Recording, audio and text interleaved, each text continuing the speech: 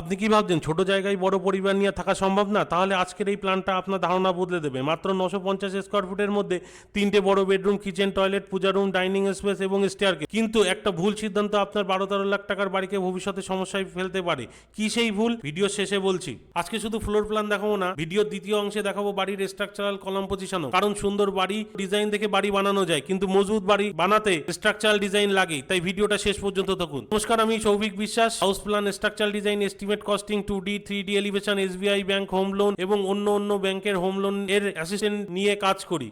All India online এবং offline service আমাদের available. চলুন আর্কিটেকচারাল ডিজাইনটা একবার দেখে নিই। আশা করি আপনারা সবই বুঝতে পারছেন। এই বাড়িটার মাপ 26 ফুট 5 ইঞ্চি বাই 36 ফুট। মোট এরিয়া 950 স্কোয়ার ফুট। এখানে মোট 3টে বেডরুম রাখা হয়েছে। 3টি রুমই বড় সাইজের, যাতে ভবিষ্যতে ফ্যামিলি বড় হলেও সমস্যা হবে না। চলুন, এটা এন্ট্রান্স, তারপরে একটা ছোট্ট বারান্দা, তারপরে এখানে একটা এল শেপের কিচেন প্ল্যানিং হয়েছে। রান্নার সময় মুভমেন্ট সহজ হবে এবং স্পেস নষ্ট হবে না। ডাইনিং এরিয়াটা এমন ভাবে রাখা হয়েছে যাতে কিচেন, বেডরুম এবং দুই দিক থেকে অ্যাক্সেস করা সম্ভব। এখানে একটি আলাদা পূজা স্পেস রাখা হয়েছে। অনেক ফ্যামিলি এখনো পূজা রুম আলাদা রাখতে পছন্দ করে, যেহেতু সামনে বারান্দা আছে। বাড়ির আসল মজা সন্ধ্যায় এই বারান্দাতেই। আর এই সাইডে রাখা হয়েছে টয়লেট আর 2টো বেডরুম।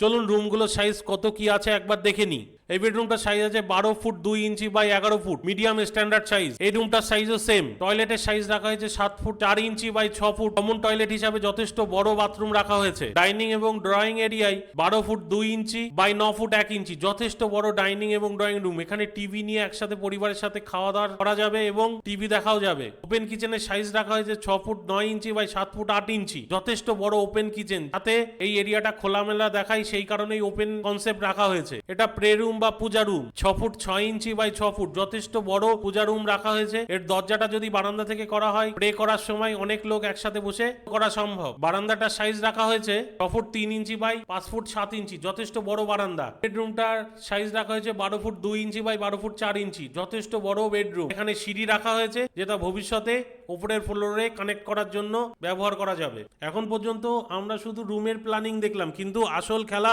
এখন থেকে শুরু। কারণ বিল্ডিং এর বিউটি আর্কিটেকচারাল ড্রয়িং এ থাকে, আর বিল্ডিং এর স্ট্রেংথ স্ট্রাকচারাল ড্রয়িং এ থাকে। এবার আমি একই বাড়িতে স্ট্রাকচারাল লেআউট দিয়ে দেখাচ্ছি। এখানে কলাম পজিশন, বিমের ডিরেকশন, লোড ট্রান্সফার কনসেপ্ট অনুযায়ী প্ল্যানিং করা হয়েছে। চলুন কলামগুলো বসিয়ে নিই।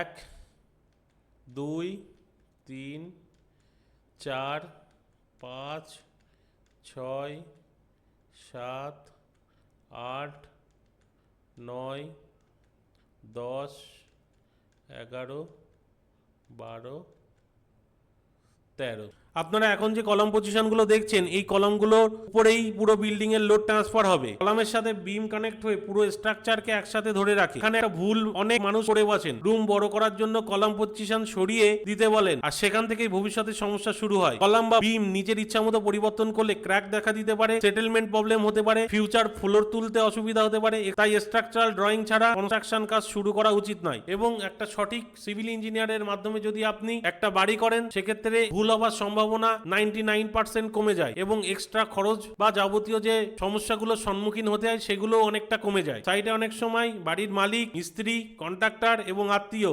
সবাই ইঞ্জিনিয়ার হয়ে যায়, কিন্তু বিল্ডিং দাঁড়িয়ে থাকে পুরো ফিজিক্সের উপর, সবার আলোচনার উপর না। এখন আসি সবচেয়ে গুরুত্বপূর্ণ প্রশ্নে।